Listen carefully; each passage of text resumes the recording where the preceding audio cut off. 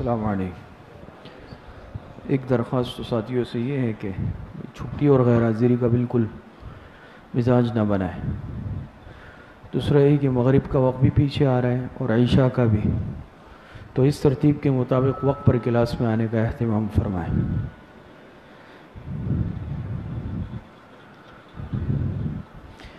کتاب کھول لیں۔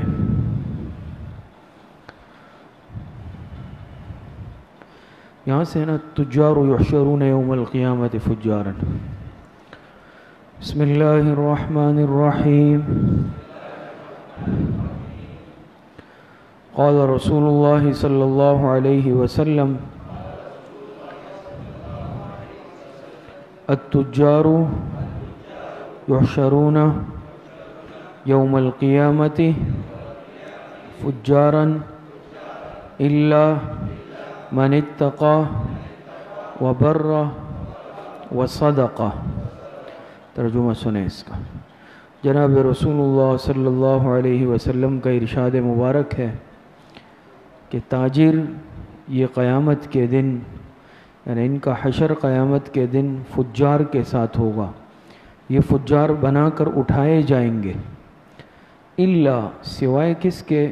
سوائے اس تاجر کے من اتقى جس نے تقوی اختیار کیا، وبر اور نیکی کی، نیکی کے ساتھ تجارت کی، وصدق اور سچ بولا۔ پھر سے ترجمہ کرتا ہوں۔ حضور علیہ السلام کا ارشاد مبارک ہے کہ تاجر قیامت کے دن، تجار یہ تاجر کی جمع ہے کہ تاجر یہ قیامت کے دن فاجر بنا کر اٹھائے جائیں گے یا فاجروں کے ساتھ اٹھائے جائیں گے، الا مگر استثناء ہے کہ جس تاجر میں 3 صفات ہو۔ من اتقى جس نے تقوی اختیار کیا، تقوی کے ساتھ تجارت کی، وبر اور نیکی کے ساتھ نیکی اختیار کی، وصدق اور سچ بولا۔ ترجمہ سب کو سمجھ میں آ گیا؟ جی، الا من اتقى، الا مگر یہ کہ جس نے تقوی اختیار کیا اور نیکی کی اور سچ بولا، یہ 3 صفات ہیں۔ آگے والی روایت بھی پڑھتے ہیں، پھر انشاءاللہ ایک ساتھ ہی تشریح عرض کریں گے چونکہ مضمون ایک ہی جیسا ہے۔ یہ ترجمہ سب نے لکھ لیا، سمجھ میں آ گیا؟ پڑھیں آگے روایت۔ بسم اللہ الرحمن الرحیم۔ قال رسول اللہ صلی اللہ علیہ وسلم التاجر الصدوق الامین مع النبیین والصدیقین والشہداء۔ ترجمہ سنیں اس کا۔ جناب رسول اللہ صلی اللہ علیہ وسلم کا ارشاد مبارک ہے کہ وہ تاجر الصدوق، صدوق کہتے ہیں بہت زیادہ سچ بولنے والا، وہ تاجر جو بہت زیادہ سچ بولنے والا ہو، الامین اور امانت دار ہو، اس کا حشر قیامت کے دن انبیاء کے ساتھ اور صدیقین کے ساتھ اور شہداء کے ساتھ ہوگا۔ پھر سے عرض کرتا ہوں، التاجر الصدوق الامین، وہ تاجر جو بہت زیادہ سچ بولنے والا ہو، امانت دار ہو، اس کا حشر قیامت کے دن مع النبیین انبیاء کے ساتھ ہوگا، والصدیقین اور صدیقین کے ساتھ ہوگا، والشہداء اور شہداء کے ساتھ ہوگا۔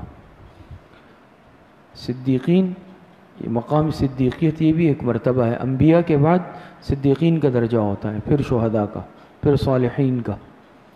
اس کا ترجمہ بھی سمجھ میں آیا؟ یہ دیکھیں 2 حدیثیں آپ حضرات کے سامنے آئی اور دونوں تاجر سے متعلق ہے، دونوں تاجر سے متعلق ہے، اور اس سے یہ اندازہ ہوتا ہے گویا کہ اس سے معلوم ہوا کہ تاجر کی 2 قسمیں ہیں۔ تاجروں کی آخرت کے اعتبار سے 2 قسمیں ہوں گی۔ ایک قسم کے تاجر وہ خوش قسمت ہوں گے کہ قیامت کے دن جن کا حشر انبیاء کے ساتھ، صدیقین کے ساتھ اور شہداء کے ساتھ ہوگا۔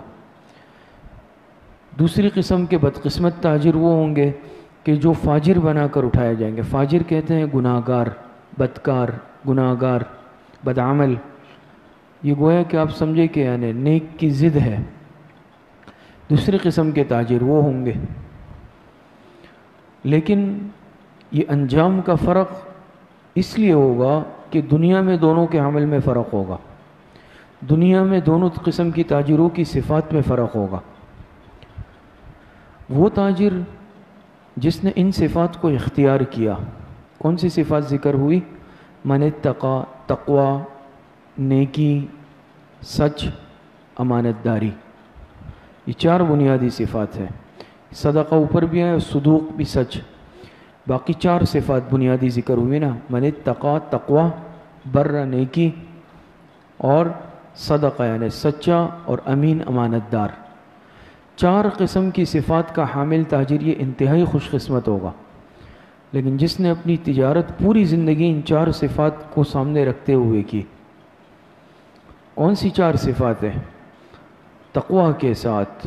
تقوی آپ جانتے ہیں نا، یعنی خوف خدا کے ساتھ، پرہیزگاری اس کے دل میں تھی. تقوی اختیار کرتے ہوئے، بر اور نیکی کرتے ہوئے، و صدقہ اور سچ بولتے ہوئے، اور امانت داری کے ساتھ. بات سمجھ میں آ رہی ہے؟ قرآن کریم میں اللہ پاک ارشاد فرماتے ہیں نحن قسمنا بینہم معیشتہم. اسی طریقے سے قرآن کریم میں اللہ پاک ارشاد فرماتے ہیں ومن اعرض عن ذکری فإن له معیشة ضنکا. اسی طرح ایک جگہ اللہ پاک ارشاد فرماتے ہیں وجعلنا اللیل لباسا وجعلنا النہار معاشا. یعنی یہ متفرق آیات ہیں، سب میں معیشت کا ہی ذکر ہے. بات سمجھ میں آ رہی ہے؟ تو یہ ان احادیث میں تجارت سے متعلق بات آئی اور تاجر سے متعلق بات آئی. ہمارے جو دین اسلام ہے، ہمیشہ جیسے میں عرض کرتا ہوں اور آپ حضرات سمجھتے ہیں کہ یہ عقائد، عبادات، معاملات، معاشرت، اخلاق سب کے مجموعے کا نام ہے. صرف عقائد کا ٹھیک ہونا بھی کافی نہیں ہے، صرف عبادات کر لینا بھی کافی نہیں ہے، صرف معاملات کا ٹھیک ہونا کافی نہیں ہے، بلکہ عقائد بھی صحیح ہو، عبادات بھی زندگی میں ہو، معاملات بھی ٹھیک ہو، معاشرت اور اخلاق بھی ٹھیک ہونی چاہیے. بات سمجھ میں آ رہی؟ تو تجارت کا تعلق یہ بھی معاملات کے ساتھ ہے. اب آج ہم یہ سمجھتے ہیں کہ بھئی مسجد میں جب میں آؤں گا تو مسجد میں تو میں پورا مسلمان ہوں، لیکن جب میں بازار کی زندگی میں جا رہا ہوں، دکان جا رہا ہوں، تجارت، کام، کاروبار، ملازمت جو بھی ہیں، وہاں پھر میں پورا مسلمان نہیں ہوں. وہاں جھوٹ کا موقع آتا ہے، میں جھوٹ بھی بولتا ہوں، وہاں میں 2 نمبری بھی کرتا ہوں، وہاں میں ملاوٹ بھی کر رہا ہوں، وہاں میں غلط بیانی بھی کر رہا ہوں، وہاں میں اپنے معاملات پہ سودی معاملات بھی کر رہا ہوں. یہ پھر کامل ایمان نہیں ہے. اور یہ خدا نخواستہ اس طرح کی اگر تجارت ہے تو یہ پھر دوسرے قسم کی تجارت میں آ جائے گی، اس تاجر میں آ جائے گا کہ التجار یحشرون یوم القیامت فجارا، اس میں آ جائے گا. اور عام طور پر چونکہ بازار، مارکیٹ اور تجارت میں یہ بری صفات بہت زیادہ رائج ہوتی ہے، اس لیے خاص طور پر ذکر کیا. اوپر والی روایت میں ایک نقطہ اور بھی سمجھ لیں، التجار یحشرون یوم القیامت فجارا الا من اتقا، مگر جس نے تقوی اختیار کیا. اور 2 صفات جو اس کے بعد ہے وہ بر و صدقہ، یہ تو تقوی میں آ گئی خود بخود. بات سمجھ میں آئی؟ تقوی تو کہتے ہی اس کو ہے کہ انسان کسی بھی قسم کا گناہ نہ کرے، اس کے دل میں ایسا خوف خدا ہو، اللہ پاک کا ڈر ہو کہ یہ کسی بھی گناہ کا مرتکب نہ ہو. تو اس میں تو یہ مطلب یہ ہے کہ اس میں بر نیکی بھی آ گئی اور سچ بھی آ گیا تقوی میں. اس کو الگ سے کیوں ذکر کیا؟ اس کو علماء نے لکھا ہے الگ سے اس لیے ذکر کیا کہ عام طور پر تاجروں کے اندر بہت زیادہ برائیاں رائج ہوتی ہے. اس تجارت کے میدان میں انسان بہت زیادہ برائیوں کا شکار ہوتا ہے. تو اس کے لیے مزید 2 اور صفات کو بھی ذکر کیا کہ تقوی تو اختیار کرے، لیکن خاص طور پر ان 2 چیزوں کا بھی اہتمام کر لے، ایک نیکی کا اور دوسرا صدق کا، سچ بولنے کا. اور مجموعی طور پر دیکھا جائے جیسے ابھی میں نے عرض کیا تو کتنی صفات ذکر ہوئی ہے؟ 4 صفات ذکر ہوئی، نیکی، سچ، اور اسی طریقے سے کیا ہے؟ تقوی ہے، نیکی ہے، سچ ہے اور امانت داری ہے. اور یہ 4 صفات ضروری ہے ایک تاجر کے لیے اگر کوئی انسان کامیاب تاجر بننا چاہتا ہے۔ شریعت نے ہمیں معیشت کا بھی پورا ایک نظریہ پیش کیا، ایک طریقہ۔ بات سمجھ میں آ رہی ہے؟ عام طور پر اگر دیکھا جائے تو دنیا میں جو عالمی طور پر نظام رائج تھے، اشتراکی نظام یا سرمایہ دارانہ نظام، لیکن دونوں ناکام ہوئے۔ اس تفصیل میں ہم نہیں جائیں گے، آپ حضرات سمجھتے ہیں۔ ایک طرف تو سرمایہ دارانہ نظام رائج تھا نا، کہ جس میں کیا ہے بھائی، انسان اپنے طور پر خود اپنے سرمایے کا مالک ہے، چاہے وہ ارب پتی ہو، کروڑ پتی ہو۔ دوسری طرف اگر غریب ہے تو بالکل غریب اور قلاش ہے۔ اس نظریے میں بھی خرابیاں، امیر جو ہے وہ مزید امیر بن رہا ہے، غریب جو ہے وہ مزید نیچے کی طرف جا رہا ہے۔ بہت بڑی خلیج درمیان میں آ گئی، سرمایہ دارانہ نظام جس کو کہتے ہیں۔ تو اس کے مقابلے میں یا آپ سمجھ لیں اس کے رد میں اشتراکی نظام لایا گیا۔ یہ بھی خرابیوں سے بھرپور تھا کہ بھئی کوئی انفرادی ملکیت نہیں رکھے گا، کوئی سرمایہ کا انفرادی طور پہ مالک نہیں ہوگا، بلکہ یہ سب قومی ہوگا۔ بہت ساری چیزیں حکومت نے تحویل میں لے لی، بہت سارے آپ حضرات جانتے ہوں گے۔ اس کو اشتراکی نظام کہتے ہیں۔ دونوں میں خرابیاں۔ اشتراکی نظام میں تو ظاہری بات ہے کہ کوئی شخص اپنی محنت بھی کر رہا ہے لیکن خود وہ مالک نہیں بن رہا، تو یہ غلط بات ہے۔ سرمایہ دارانہ نظام میں خرابی یہ نہیں ہے، اس کو خرابی سمجھا گیا ہے کہ یہ خود انفرادی طور پہ مالک بن رہا ہے۔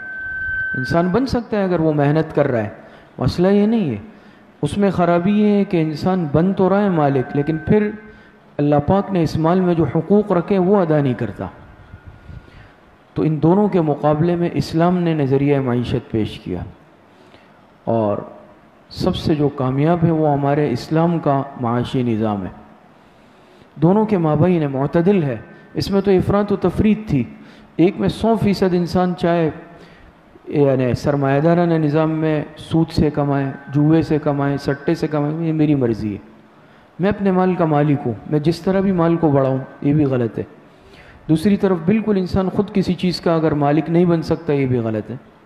شریعت نے اختیار دیا ہے کہ آپ محنت کر رہے ہیں، اپنی محنت سے کما رہے ہیں، آپ اپنے سرمایہ کے مالک ہیں۔ بات سمجھ میں آ رہی ہے؟ لیکن کچھ حدود میں رہتے ہوئے، شریعت نے جو حدود دی ہے اس میں رہتے ہوئے اور اس حدود کی پابندی کرتے ہوئے۔ بات سمجھ میں آ رہی ہے؟ ان حدود کی پابندی کرتے ہوئے۔ وہ حدود کیا ہے؟ جو ناجائز ذرائع آمدن ہے اس کو نہیں اپنانا، اس کو اختیار نہیں کرنا۔ سود ہے، جوا ہے، سٹا ہے، جھوٹ ہے، ملاوٹ ہے، غلط بیانی ہے، یا جتنی صورتیں ہمارے معاشرے اور مارکیٹ اور تجارت میں رائج ہوتی ہے، اس سے شریعت نے روک دیا۔ اور دوسری طرف بھئی حلال کمائیں، سچ بولیں، امانت داری کے ساتھ کمائیں، کسی کا حق نہیں ماریں، اور اللہ پاک نے جو مال دیا ہے اس میں غریبوں کا بھی حق رکھیں، فرض زکوٰۃ ہے وہ ادا کریں، نفلی صدقات خیرات ہے اس سے لوگوں کی معاونت کریں، اور اس مال پر اللہ پاک کا شکر ادا کریں، اس کو اللہ پاک کی دین سمجھے۔ خلاصے کے طور پر عرض کر رہا ہوں بالکل۔ تو اس میں شریعت نے آزادی تو دی لیکن حدود بھی بتا دی ہے۔ بات سمجھ میں آ رہی ہے؟ آپ اگر ان دونوں نظاموں کو دیکھیں تو وہ ناکام ہو گئے۔ سرمایہ دارانہ نظام میں بھی خرابیاں، اشتراکی نظام میں بھی خرابیاں، لیکن ہمارے اسلام نے جو ایک معاشی نظام دیا تو اس میں دیکھیں دونوں کے حدود کی رعایت رکھی۔ جو مال کا مالک ہے اس کو بھی بالکل محروم نہیں کیا، اور جو ہمارے طبقے میں معاشرے میں مستحقین ہیں ان کے حقوق کا بھی خیال رکھا کہ بھئی ان کے حق کا بھی خیال رکھنا ہے۔ بات سمجھ میں آ رہی ہے نہیں آ رہی؟ تو ایک کامیاب تاجر کی صفات اس روایت میں، اس حدیث میں ذکر کی گئی ہے۔ تو فرمایا کہ التجار یحشرون یوم القیامت فجارا، عمومی خدا نخواستہ اگر کسی نے اپنی تجارت میں اللہ پاک کے احکامات کا خیال نہیں رکھا، اور معاشرے میں مارکیٹ میں اگر دیکھیں تو کتنے یعنی معاملات ہمارے آج غلط ہمارے اندر موجود ہیں۔ حدیث میں آتا ہے نا، آپ علیہ الصلوۃ والسلام نے ارشاد فرمایا احب البلاد الی اللہ مساجدها وابغض البلاد الی اللہ اسواقها۔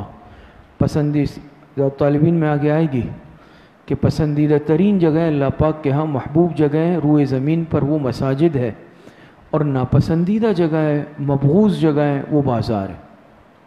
اس میں علماء نے لکھا ہے نا کہ بھی بازار کیوں اللہ پاک کو مبغوض ہے؟ وہاں بھی تو حلال تجارت ہوتی ہے اور انسان ضرورت کے تحت جائے گا، لیکن عام طور پر یہ زمین کا وہ حصہ ہوتا ہے جہاں بہت سارے گناہ ہوتے ہیں، منکرات ہوتے ہیں۔ جھوٹ عام طور پر بازاروں میں بولا جاتا ہے، وعدہ خلافی عام طور پر بازاروں میں کی جاتی ہے، حق تلفیاں عام طور پر بازاروں میں کی جاتی ہیں۔ سمجھ میں آ رہی ہے؟ دو نمبری، ملاوٹ، یہ سب کے سب معاملات اگر دیکھا جائے تو یہ بازار کے اس خطے میں کی جاتی ہے، اسی لیے اللہ پاک کے ہاں وہ ناپسندیدہ جگہیں ہیں۔ لیکن استثناء ہے، اگر کوئی خوش قسمت تاجر ایسا ہے کہ جو تجارت کر رہا ہے لیکن مکمل طور پر اللہ پاک کے احکامات کی پابندی کرتے ہوئے، تو اس کے لیے پوری جگہ نہیں ہے۔ اور دیکھیں شریعت نے خود حکم دیا ہے، اور بہت ساری روایتوں میں نا الکاسب حبیب اللہ، اپنے ہاتھ سے کما کر کھانے والا یہ اللہ پاک کو پسند ہے۔ اور شریعت نے خود تاکید کی الید العلیٰ خیر من الید السفلی، آپ حضرات پیچھے پڑھ چکے ہیں، دینے والا ہاتھ لینے والے ہاتھ سے بہتر ہے۔ دین نے پسند کیا ہے اس شخص کو کہ جو خود محنت کا عادی ہو، کسی کے سامنے ہاتھ نہیں پھیلائے۔ اور تجارت اگر دیکھا جائے تو یہ حضور علیہ الصلوۃ والسلام کی سنت بھی ہے، آپ علیہ الصلوۃ والسلام نے خود تجارت فرمائی ہے، اور صحابہ نے اس کے بعد سے تعامل چلا آ رہا ہے۔ تو رزق حلال کمانے والا یہ اللہ پاک کے ہاں پسندیدہ انسان ہے۔ لیکن شریعت نے اس میں انسان کو بالکل آزاد تو نہیں چھوڑا نا۔ اسلام نے ہمیں جو معاشی نظام، میں نے ابھی جیسے عرض کیا نا کہ مغربی معاشرے میں تو انسان یعنی جس کو دیکھا جائے ایک کمانے والا جانور ہے، اور عام طور پر جو ایک عام ذہنیت ہوتی ہے جو دین سے دور ہو، تو وہ یہی نظریہ اور ذہن رکھے گا کہ ہمیں دنیا میں صرف اس لیے پیدا کیا ہے، ہم اس لیے آئے ہیں کہ بھئی اپنا زیادہ سے زیادہ کمائیں اور کھائیں، زندگی گزار لیں۔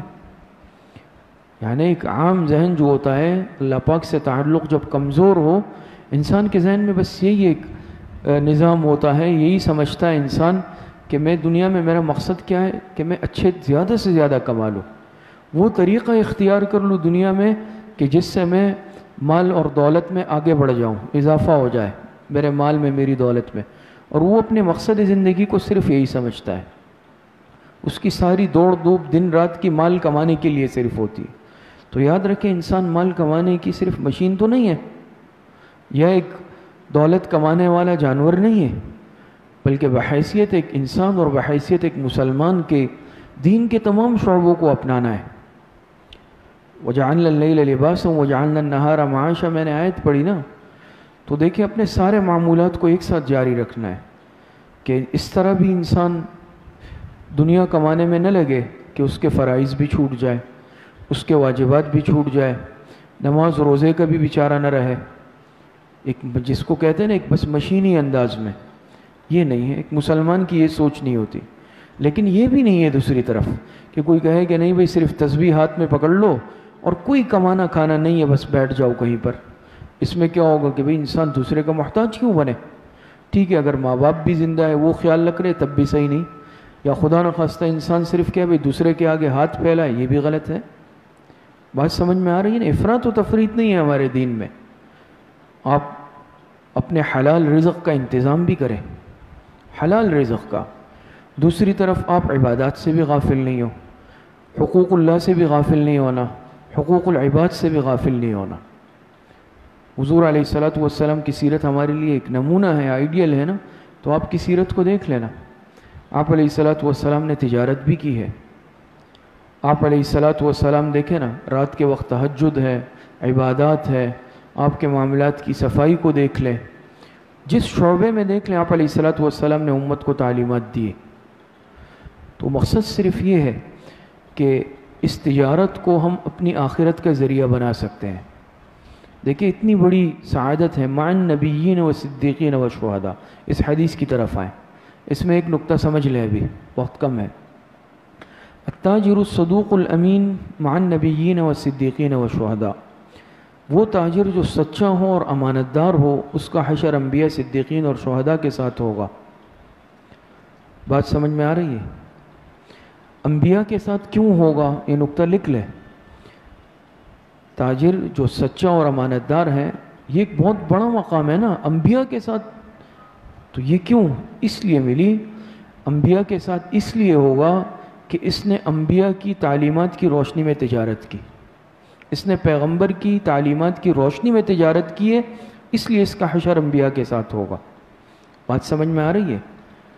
اس تاجر کو یہ سعادت اس لیے مل رہی ہے کہ اس نے پیغمبر حضور علیہ السلام کی، یا جو امتیں جس پیغمبر کی امتی تھی، ہر ایک نے اپنے پیغمبر کے تعلیمات کی روشنی میں تجارت کی ہوگی، تو ان کا حشر انبیاء کے ساتھ ہوگا۔ صدیقین کے ساتھ کیوں ہوگا؟ صدیق کہتے ہیں سچ بولنے والا، اور یہ بھی ایک مقام ہے، ایک مرتبہ ہے، مقام صدیقیت، جیسے حضرت ابوبکر صدیق رضی اللہ عنہ اور دوسرے حضرات۔ انبیاء کے بعد صدیقین کا مقام ہے۔